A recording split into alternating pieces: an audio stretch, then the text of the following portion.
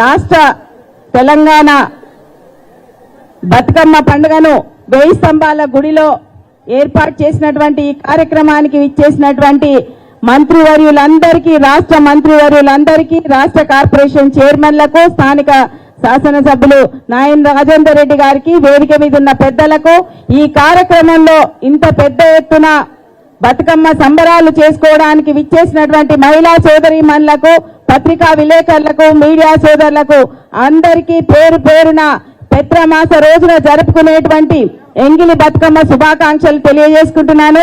చాలా సంతోషం.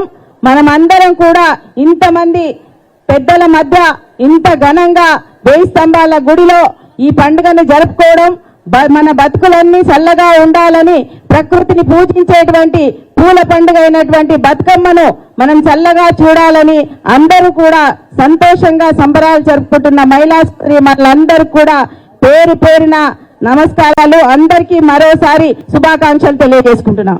Thank you madam. జాతీయ స్థాయి అవార్డు మరి నక్కా స్నేహలత గారిని రాష్ట్రపతి అవార్డు గ్రహీత నక్కా స్నేహలత గారిని వారిని సన్మానించవలసిందిగా మంత్రివర్యులు అందరినీ కోరుతా ఉన్నాం.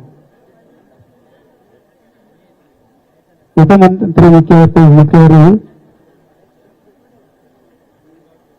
జాతీయ స్థాయి అవార్డు